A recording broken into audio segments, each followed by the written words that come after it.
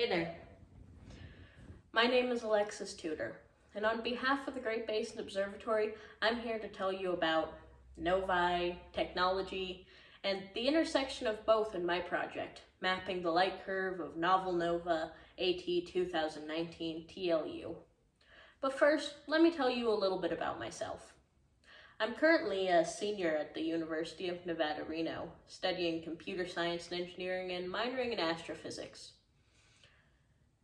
I've always had a passion for space and astronomy ever since a young age, and Santa brought me my first telescope one Christmas morning. Back then I wanted to be an astronaut, but thanks to these little beauties, that wasn't going to be possible. So I settled on the next best thing. I went into robotics so I can build the rovers and probes that go out and explore places in the solar system that humans can't get to. As part of my astrophysics minor, last semester I took an astrophysics measurement course, the main part of which was to do an observation project, go out in the world with a telescope and look at some stars.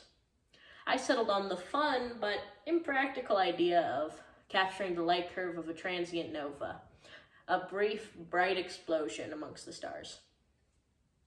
To talk about nova, you first have to start with stellar evolution. You see, stars live and die, just like you and I do.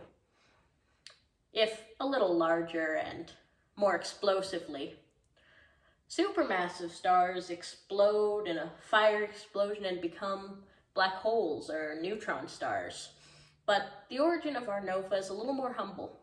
Stars about the size of our sun, not too large and not too small, when they die, they start shedding their outer layers, leaving behind a cool, dense core. This we call a white dwarf, affectionately known as stellar corpses. And for a lot of stars, that's the end. They stay as a white dwarf forever. But not all of them. There are some white dwarfs that are still partnered in a binary star system with a living star.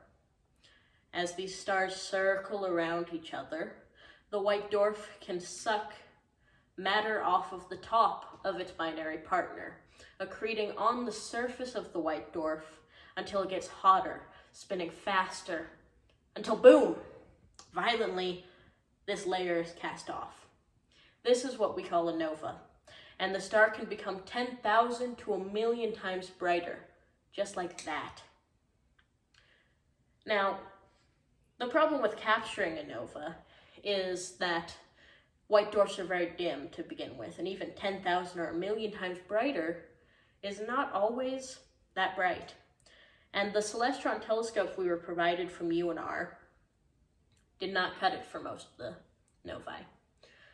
We watched as nova after nova went by, but we couldn't actually capture them ourselves because we didn't have the right equipment. That's when my professor, Dr. Richard Plotkin, pointed us in the direction of the Great Basin Observatory. The Great Basin Observatory is a much larger telescope than any handheld telescope, and it was easily able to capture a nova.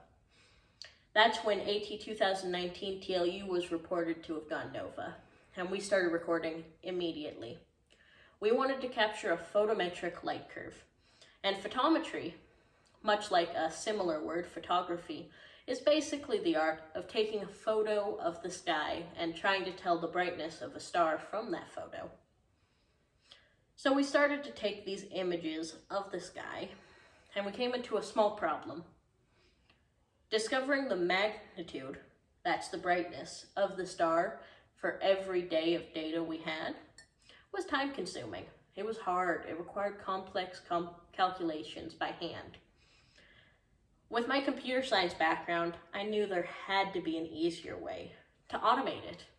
So that's exactly what I did, and in fact, that automation became my thesis for my astrophysics minor that I'm working on this very semester.